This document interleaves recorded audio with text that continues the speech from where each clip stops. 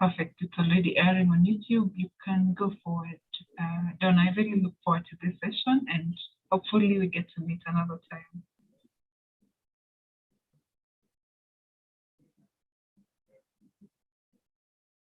Okay. Hello, everyone, and thank you so much for joining us. And thank you so much to Shiha Kenya for hosting me today. We're talking about one of my favorite topics because it affects every single person that I've met at some point in their lives. So I'm going to share with you a set of slides, and we're going to have a slightly vulnerable conversation, but I think it's really important that we get very, very honest about how we feel about this topic. Can everyone see slides? Just one person holler and let me know. Yes. Yeah, perfect. Okay, so let's be very vulnerable because no one can see you. So just answer this question to yourself. How many of you are convinced there's a mistake in a process somewhere and you got to where you are by accident? Whether it's your school, your job, the position you're in, how many of you feel like you got there by accident?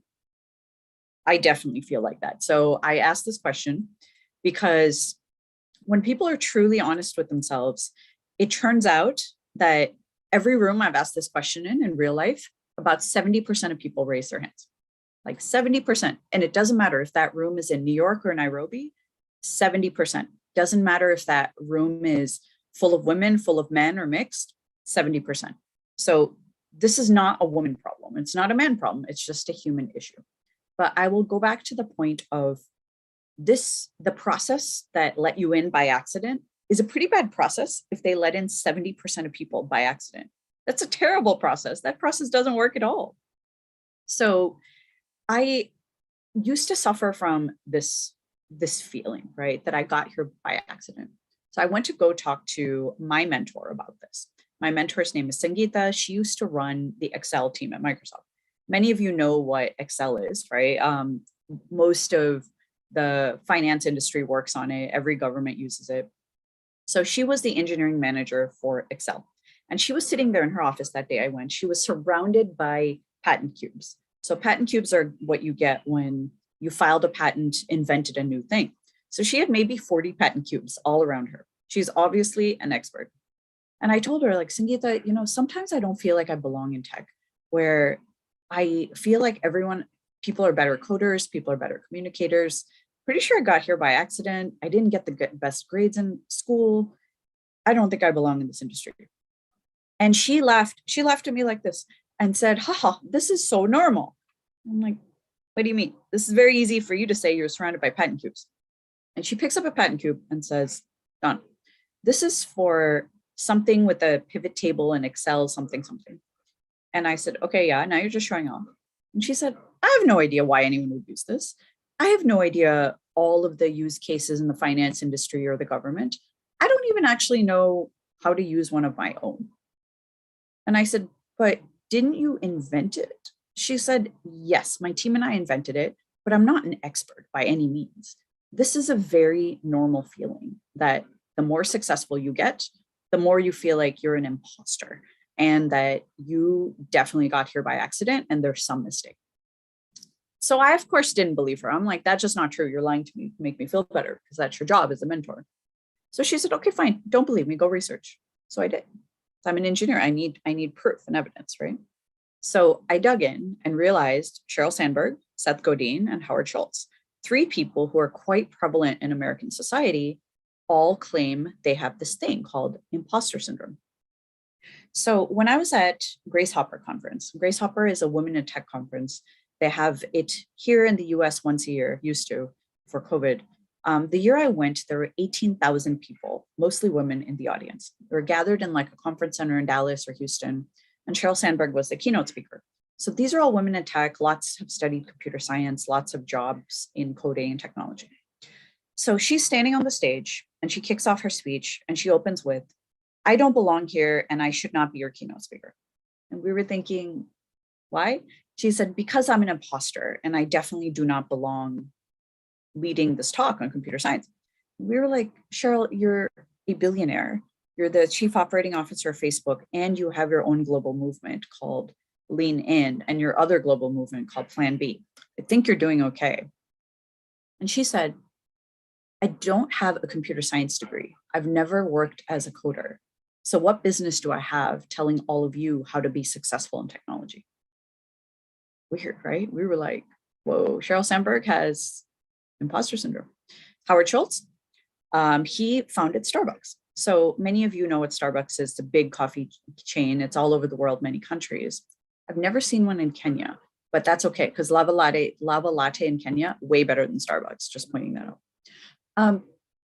So he said, when I started Starbucks, I had absolutely no idea what I'm doing because he was born to a very poor family in New Jersey, and his dad used to do manual labor. And his dad passed away when Howard was quite young, so he had to go to work early. He used to sell copy machines, from door to door and office buildings. And he said, when I got the idea of starting a quick coffee house, right? A place where you go in, get coffee, you get it to go, or you can, sit down and have it versus getting coffee in a diner. Everyone said, oh, this is such a good idea. But he said, I'm not qualified to start this business. I don't know anything about business. I sell copy machines, not coffee. What business do I have being in this business? And his mentor, Bill Gates Sr., like the Bill Gates' dad, told him, Howard, you will figure it out. And he did. And it became like, billion-dollar business all over the world. But he had such intense imposter syndrome at the beginning that he almost talked himself out of starting it. And the third one is Seth Godin, who writes all these really, really interesting marketing books. A few of them that I really liked are called Tribes and Purple Cow. I would check it out. He's just very, very interesting kind of writer. And he said, every time I write a book, I'm convinced the New York Times is going to take out an ad, the big ad when you do something bad, and they write up like a detailed thing about what you did. And it's going to say that Seth Godin is a hack and he should be run out of New York City because he's definitely not qualified to be. So these people suffer from severe imposter syndrome at various points in their career. So I realized okay, it can happen to anyone, but it's not permanent.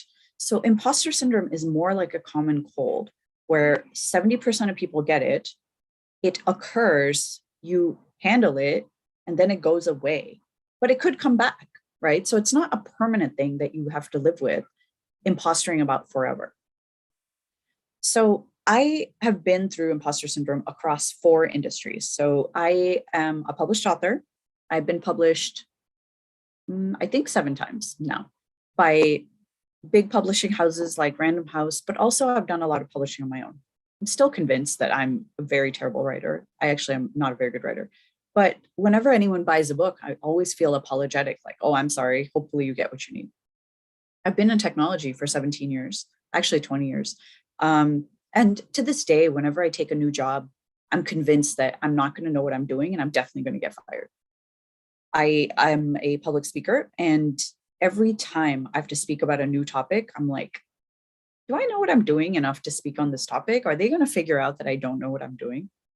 And I also am a fashion designer. I run my own company on the side. That is probably the area I imposter in the most because I did not go to a big fashion school. I didn't go to Parsons. I didn't work for like Chanel. I figured out how to sew, did a fashion school on my own where I live, and started my own company. So I'm convinced that I don't know what I'm doing at all. I don't have the connections, I don't have the knowledge, etc.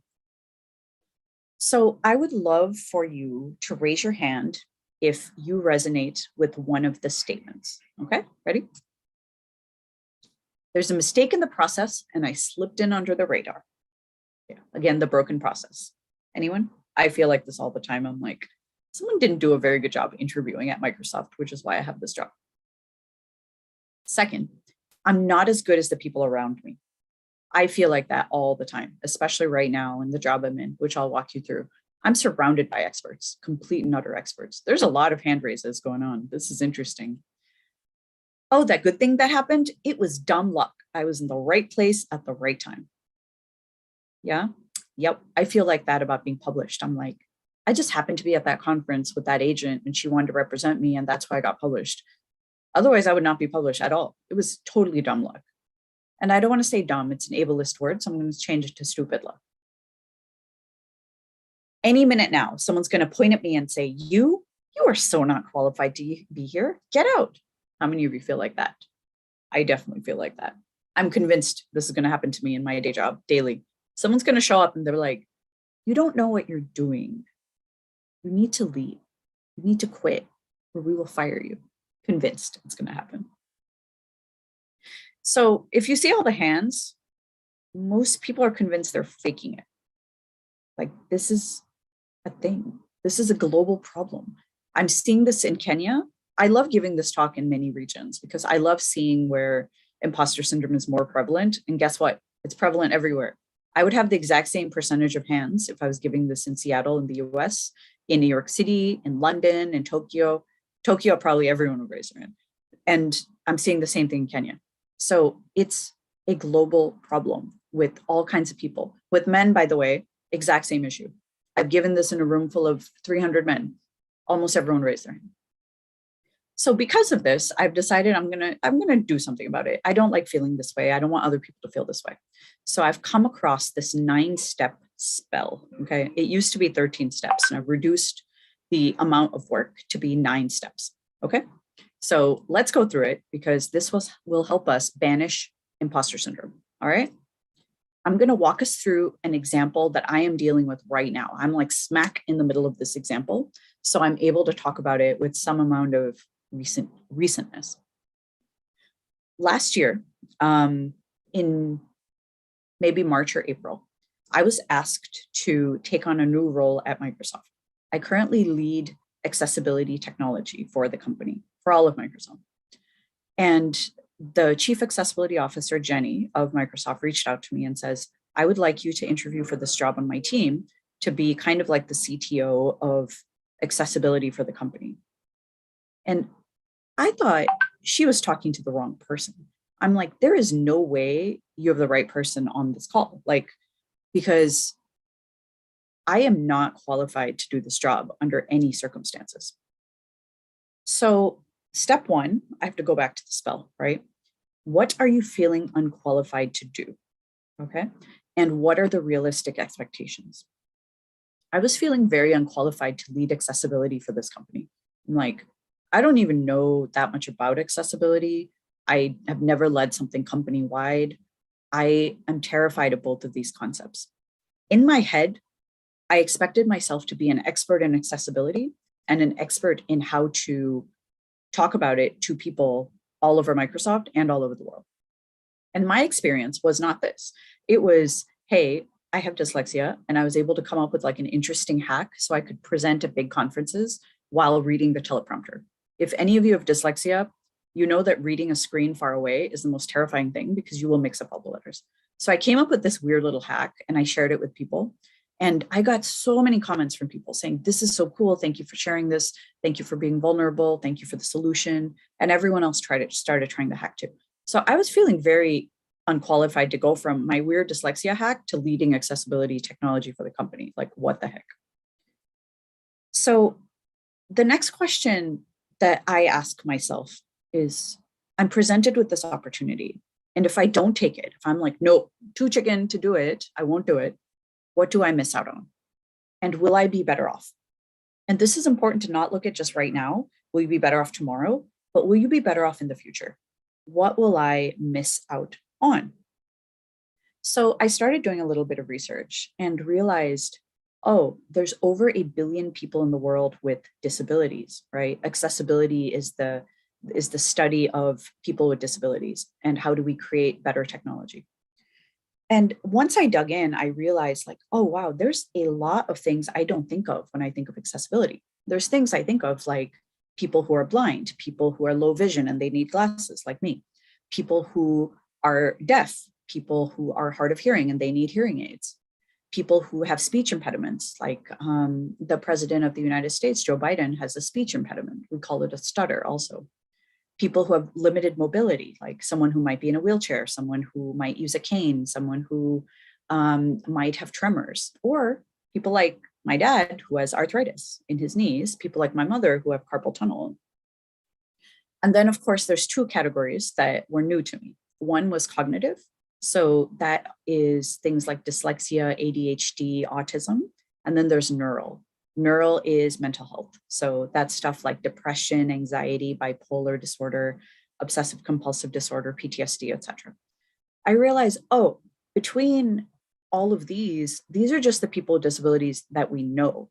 But most people in the world are not actually diagnosed. Like, I can tell you in a place like Kenya, and you all will agree, you definitely don't talk openly about mental health. Maybe it's changing, but this didn't used to be the case. Definitely wasn't the case in most of the African countries, most of Latin America, most of Asia. It's not a thing you talk about in my family, who's Asian. So if you factor in the fact that most people are not talking about this because there's a huge stigma and just lack of awareness, there's probably 1 in 2 people in the world who are affected by disability, neurodiversity, or mental health. Especially we've been in COVID for 2 years. Definitely 1 in 2 people are impacted.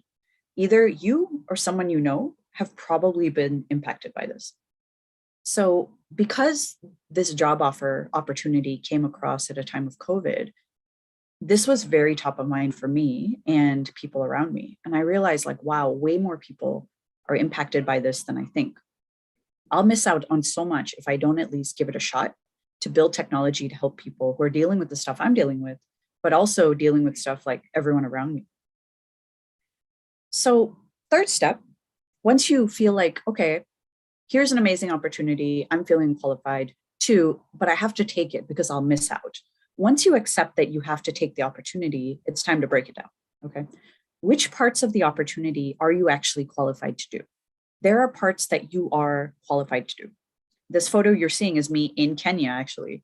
I was at one of the tech hubs teaching people how to get out of their comfort zone, ironically, while I was feeling very impostery about teaching anything in Kenya. Like, I don't understand how people learn here. I don't know what culturally is good to do versus not to do. So what business do I have teaching people that? So I was impostering in the picture, which is a little meta. So when you break something down, you first list what you're qualified to do, okay? And I listed things I was qualified to do. I just actually sat down and made a list. I said, I am pretty qualified to build technology, given that I've been doing it for 20 years. You asked me to write code to do something, I can do it. I'm like, yeah, I can figure that out.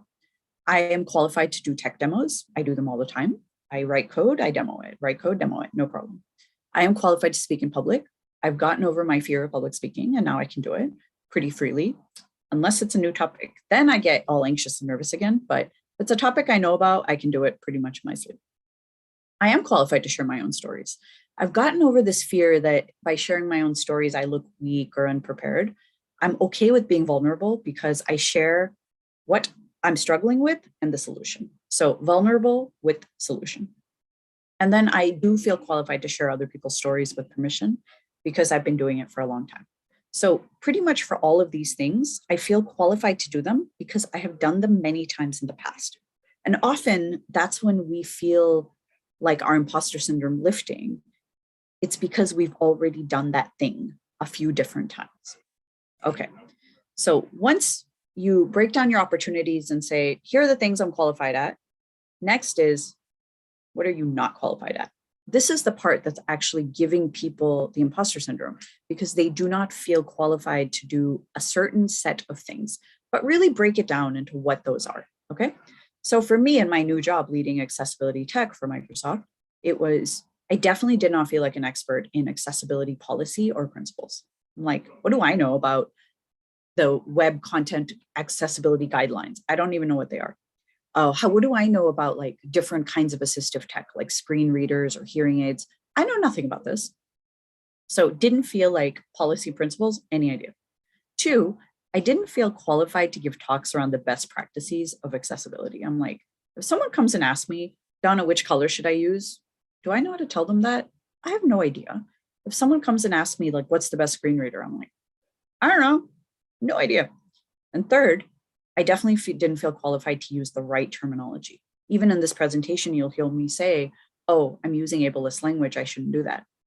I still don't know the right terms. I went through this process last June, I'm still in the process, right? So these are the things I am not qualified to do. Once you really write it down, you'll realize the list of things you're not qualified to do is not as long as you think. And probably you're more qualified than you are unqualified. So just break it down. Next, identify who is qualified to do what you are not. Okay. Figure out who is not impostering. Here's who I listed back last June. Now there's a lot of people because I've made a lot more friends. One is, of course, Jenny Fleury, who's our Chief Accessibility Officer, my boss, who asked me to do this job. She is absolutely 100% qualified to do this. And she says, Donna, you are ready. Do I believe her or not? I didn't actually believe her, but I had to act like I believed her, right? Second was this woman named Margot Jaffe, who studies ADHD.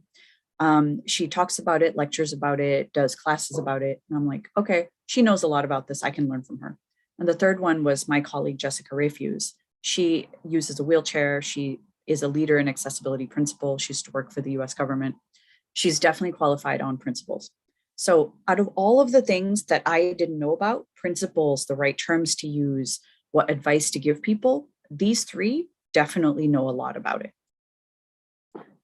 Then I just identified, how did these three people, who I think are experts, learn to be experts? You're not born with knowledge. You got it somehow. So I asked them, I'm like, how did you learn? How did you learn? And they told me exactly what I'm telling you, which is you figure out who is qualified and you go ask them these questions. You have people around who you can ask questions to. And as soon as you learn a new thing, you write it down because now you've learned it. What's the best screen reader? Ask screen reader users. They'll tell you. If you want to figure out what is the right word to use in this case, ask a policy person. You want to know which color is better? Ask someone who studies, color contrast theory for accessibility. You don't need to be an expert. You just need to know who to talk to. So this is how the qualified people learned. And how can I learn to do the same?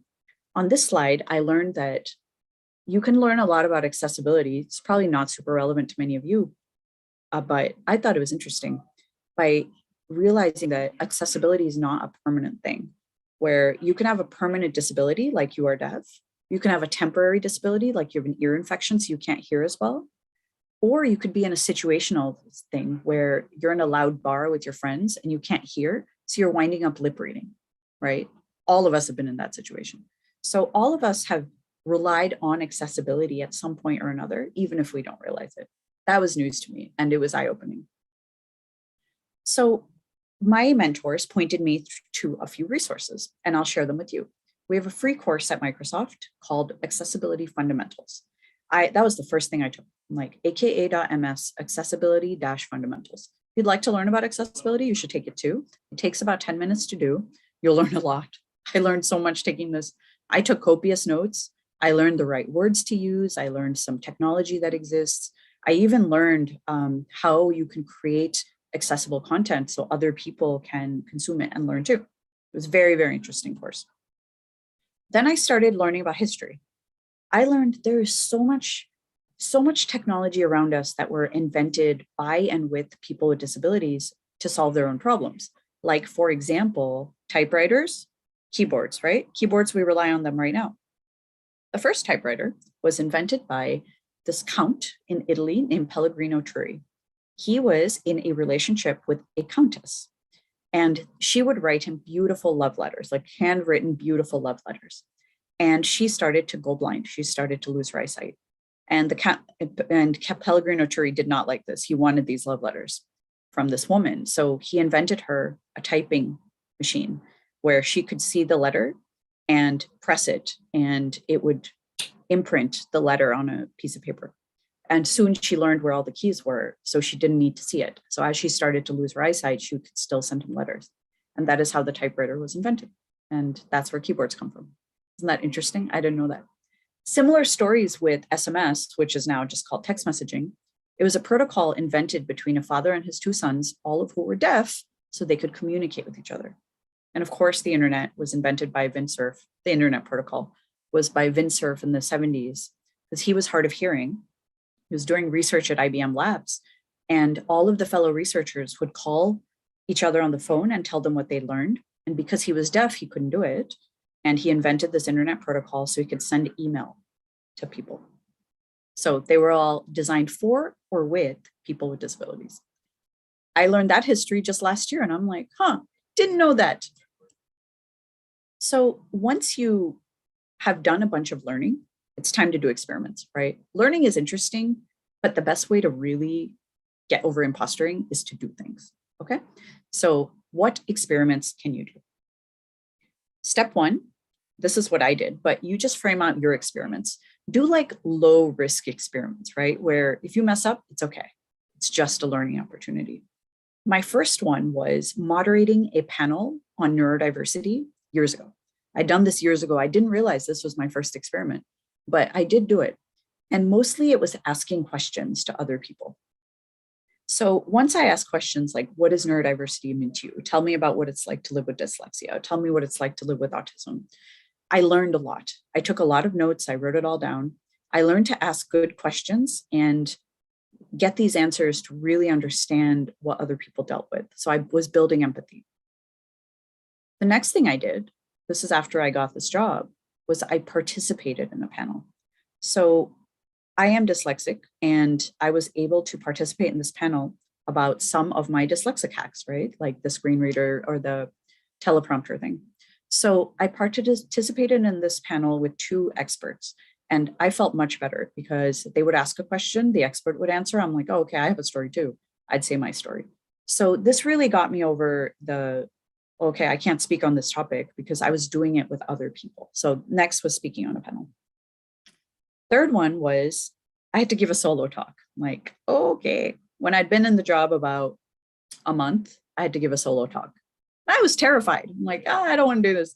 So I wrote a talk about just my own experience with dyslexia and some of my hacks. And I had Jessica, who's the policy expert, review it. And she pointed out some things. She's like, you don't want to say this. You can also consolidate these, definitely bring up these points. And this is very good. So she reviewed my talk track. I learned it very well, very, very well. And I gave a 7-minute talk on this. And I got such good comments from people saying, thank you for sharing your genuine story. Thank you for being vulnerable. Thank you for sharing your hacks because we can now use these too. So these got me over that initial fear of I'm going to use the wrong word. I'm going to make a lot of people really angry. I'm going to give bad advice. It got me over these, but I still was not feeling comfortable to give a tech demo. So when was it? I think it was last October. I gave an accessibility tech demo with my colleague, Kelly Ford, where he and I brought up a screen. He's a screen reader user. And I gave this tech demo where first I had him show me bringing up Microsoft Power Apps, and we used a screen reader to go through it and showcase how do you build a Power App using a screen reader. But I will tell you, that was very terrifying because I'm not an expert in screen readers. I am an expert in Power Apps. So I chose a tech I know well and chose the thing I didn't know well, but I figured out how to do it. It was a 5-minute screen reader demo. And now I can do it because I did it, right? So it took me a while. It took me 4 experiments and about 8 months to get comfortable with doing this. Now, if someone wants me to do an accessibility tech demo, I can do it very easily. But if you'd asked me that last June, I would have said, oh, heck no, I am not qualified to do this. So the next thing is, what advice would you give a friend? Okay, we give amazing advice to our friends, and then we don't take that advice. We promptly ignore it. This advice that I'm giving all of you is advice that I have to force myself to take, right? I have to get people in my life to yell at me when I'm not doing this advice. Write down the advice and just do it. Don't get creative. Don't do different advice. Just do it. By the way, this picture is also in Kenya at the Blue Hotel, where we were hosting an event for a week where we're working with Kenyan entrepreneurs. And I was coaching this young woman on how do you launch a mobile app for new mothers. But I was giving her all kinds of advice and I refused to take it. My business partner took this picture saying, yeah, this advice you're teaching her about how to start a business, you should take it. I'm like, okay, I got it. So that's why I still always use this picture. And the last thing I'll tell you is tell your own personal story. Whatever you're impostering in, look within the experience you're having and lean on that. Because when you're using your own personal experience, that is authentic and that's real. So when I talk about accessibility, if I don't feel comfortable enough to share other people's stories or use other technology, I focus deeply on my own business and my own story. So I do have a fashion company called Prima Donna Studios, and I'm working to have it be the most inclusive fashion line in the world. True thing. Maybe last year, I had a customer reach out to me and say, Donna, I know you're in accessibility, and I know you talk a lot about autism and dyslexia and things like that. I have autism, and I would love to order a dress from you, but I am very sensitive to certain fabrics, right? I have very, very sensitive skin. So can you help me figure out a fabric that I should use? I'm like, wow, that's so cool. So I work with this customer. We found a very natural light fabric that's not irritating for her at all. And now we just offer that to everyone, because who wants a scratchy fabric? No one. So it's already working by being open about it and using my own personal story as the example. I'm already seeing the benefits in my day job, but also in Prima Donna.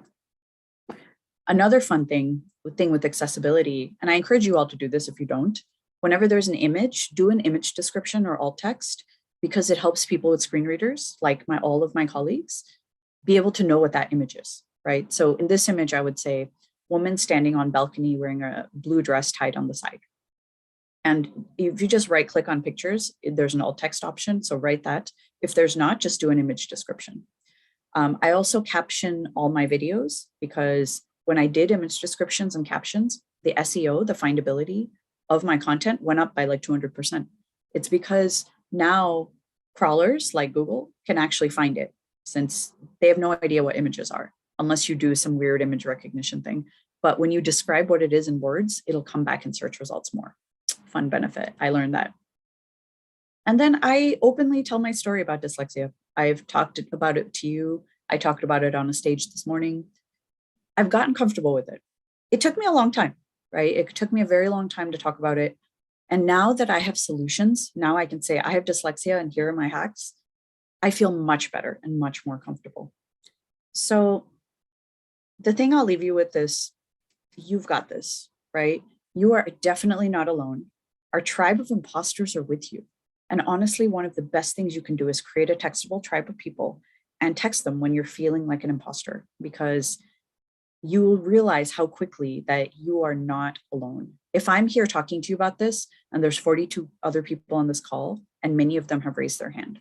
So keep in mind, you did not get here by accident. No one's going to come point at you and tell you to get out, and you 100% can do the thing. Thank you so much. If you want more, my Imposter Syndrome Banishing Spellbook is out. It walks through this formula and has a bunch of other examples. Thank you so much for inviting me today. Oh, lots more people. Look at this. Yeah, there are more people joining actually. Wow. Yeah. So do we have any questions from the group? Stella, Laura? I'm just seeing familiar names. Hello, everyone.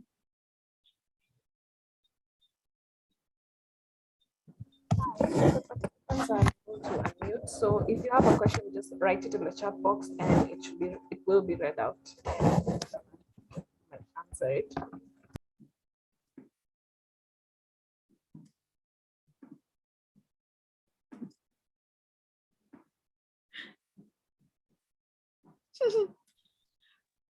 Alternatively, you can raise your hand so we can let you unmute. We can ask you to unmute. Oh yeah, there you go. There's one here.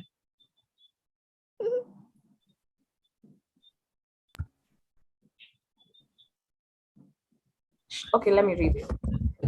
A quick one. I can say that I'm multi-skilled, but I still don't feel like I fit in. It's more of looking for a better skill over and over again. It all started back in 2017. How exactly can I get over this? Okay, I get it. So I will tell you, one of the best things you can do is deep dive focus on one skill for a year. I have a process I use for this called the 100 days of, right? And if you focus on something for 100 days, and it doesn't have to be like Monday, Tuesday, Wednesday, Thursday, Friday, try to focus on it like 3 days a week and create something, right? Whether you're create something or do something or have some sort of goal, and really, really focus. Once you do it, you'll realize there's lots of use cases for it. Once you learn it, you're saying you're multi-skilled. So this is a very, very good way to go apply it to something, right? I always give myself a year, like, oh, I've picked up this skill and that skill and this skill, but what am I doing with it? What have I shipped, right? Show the work, create something with it. Either, create software, create hardware, create a physical object, start a company, consult, but do something with it that you have an artifact to show at the end, because then you'll realize like, oh, all right, cool. This is how I learn, but this is how I implement. So learning is one thing, implementing is another, right?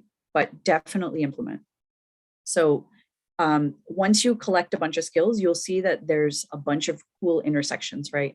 Mine have been at the intersection of technology, being a software developer, and accessibility.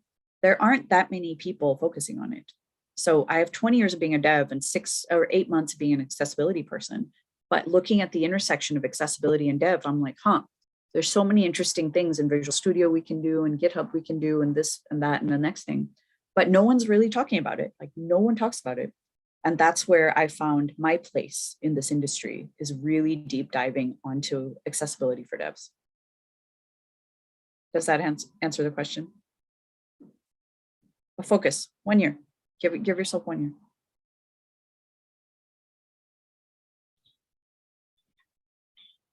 Sure. I have one too. Go for it. Yes.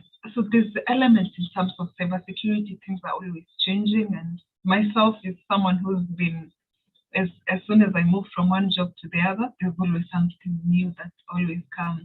So at times it comes in like, would I manage? Is it something I can sit through? Can you hear me well?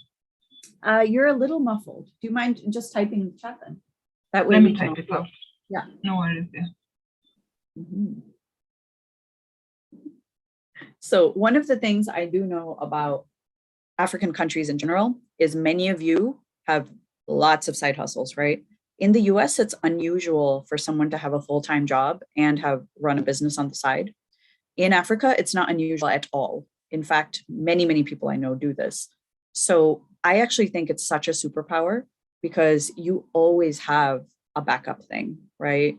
Often when I'm feeling very, very insecure in my day job, I'm feeling pretty confident about my business. When I'm feeling insecure in my business, I'm feeling confident in my day job. So it's really, really nice to have that. And it's a good place to find these overlaps too, right? Next, I'll be focusing on accessibility and fashion, because it's just combining your worlds into like a unique niche that maybe only you are doing, that you know. Okay, I'm going to read this one.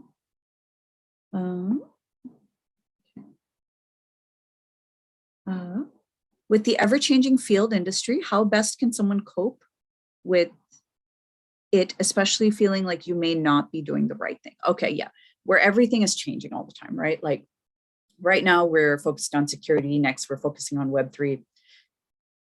There will always be a new thing. And that's the thing about technology. Everyone worries about, oh, I'm going to get left behind. You won't get left behind, because there'll be a new thing next year. I guarantee it. Honestly, I guarantee it. Where I used to feel like, oh my God, if I'm not really attuned to, I don't know, being a YouTube influencer. I don't actually record a lot of video. Everyone's like, oh my God, if you want to be anyone, you need to have like a YouTube channel.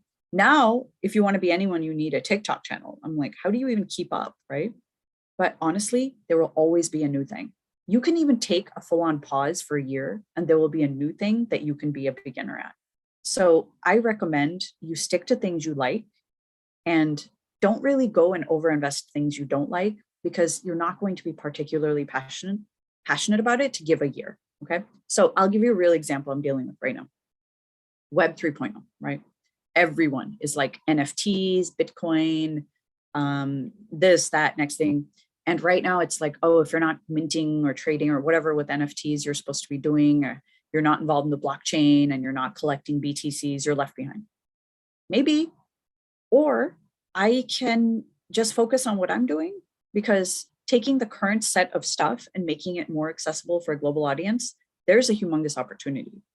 There's one part of Web 3.0 that I'm interested in, and that's the metaverse, right?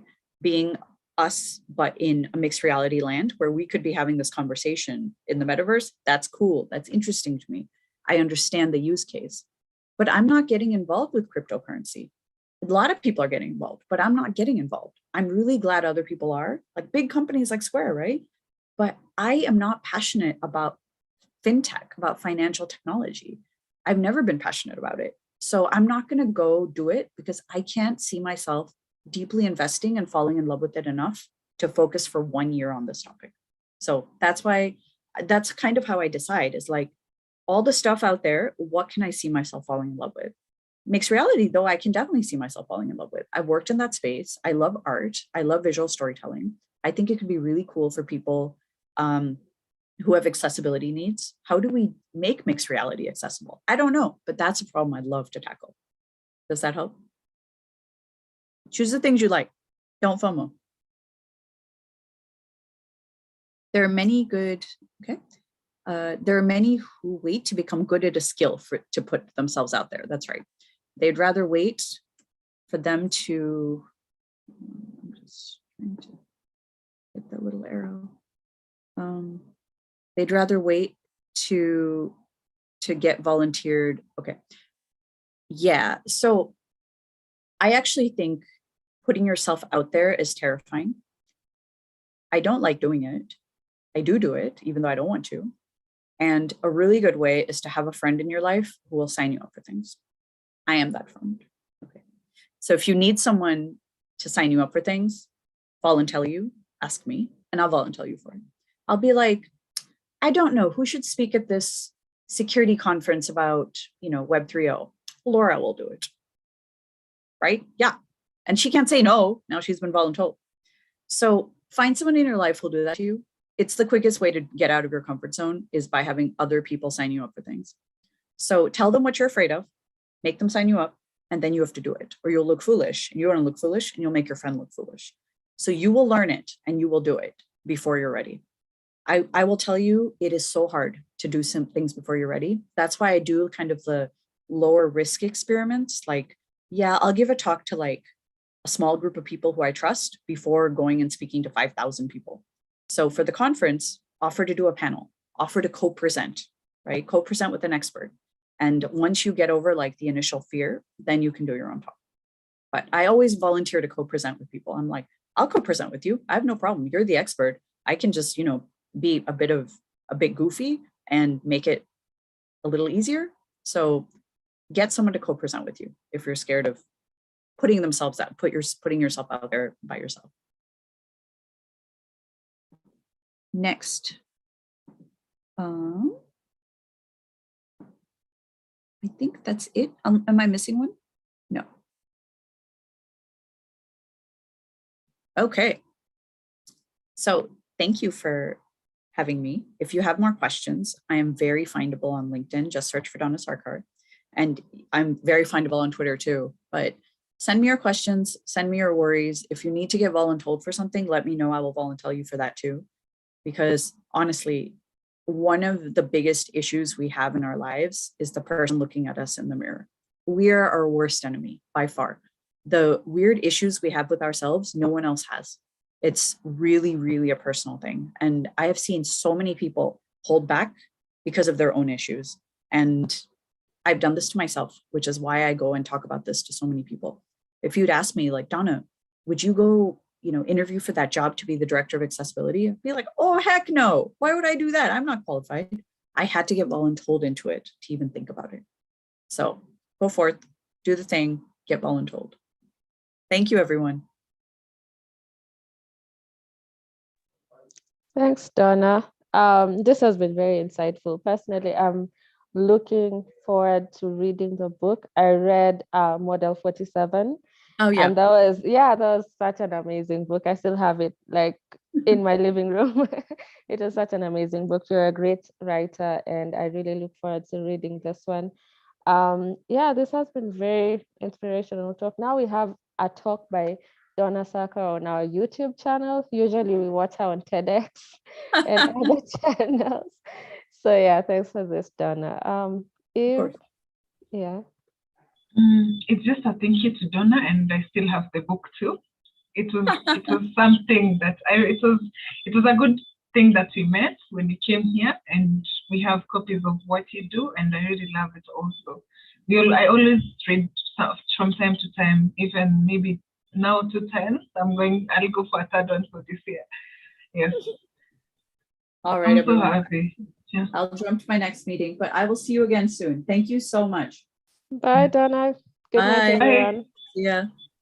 Good night to everyone else.